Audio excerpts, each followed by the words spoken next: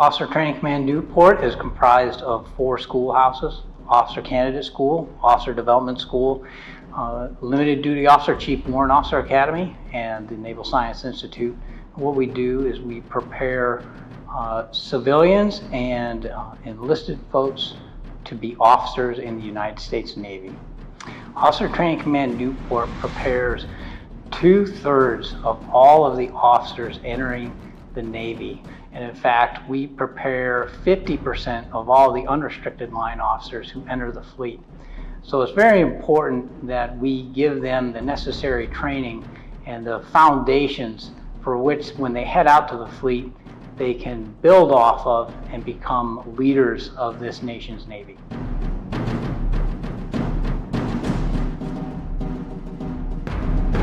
So the purpose of a class officer is to mentor and to mold future naval officers. New candidates are expected to reach milestones for militarization, leadership, and academics. And what we're doing is we're taking between 90 to 100 candidates from all walks of life, prior enlisted, civilians, and we are their mentor. We are what they aspire to be one day, and that is a naval officer. Our role in the successful completion of their milestone is using our experience, our leadership, to help them, develop them, and create naval officers.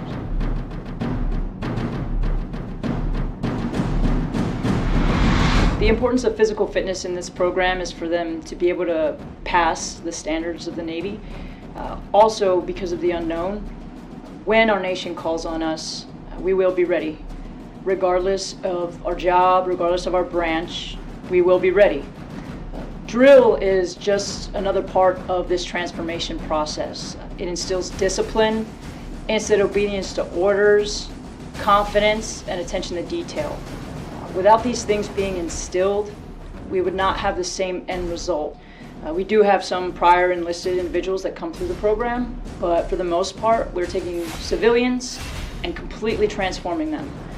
Their thought process, their way of life, their decision making is all slightly altered, so that way when they leave here as United States naval officers, they are capable of handling the responsibilities that are required of them in that position.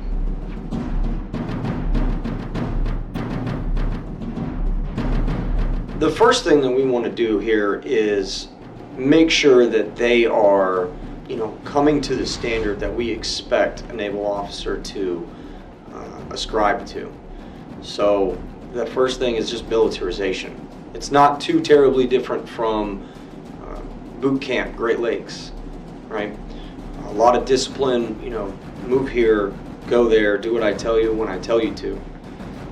Now we shift into a different phase later on with applied leadership, where we essentially monitor the management of the schoolhouse, but the senior class is actually in charge of running the schoolhouse, right? So we're here as a safety net. Critical thinking skills, I would say, are the hallmark of an officer once they graduate from here.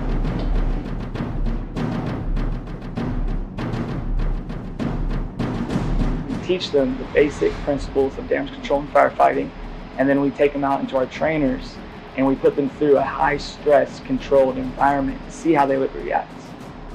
Everyone's responsible for saving the ship because there is no one that is going to come out there and save them. Also, these future officers are going to be telling their enlisted sailors what to do, and they need to know what they're talking about before they put their selves or those enlisted personnel in jeopardy. So what me and all of my instructors do to prepare future officers for the fleet are teach them in the general basic principles of damage control and firefighting. Once we get done with the classroom lessons, we actually put them in a live environment and see how they react, because they are going to be stressed out on the ship, and we try to get them prepared for that when the time does come.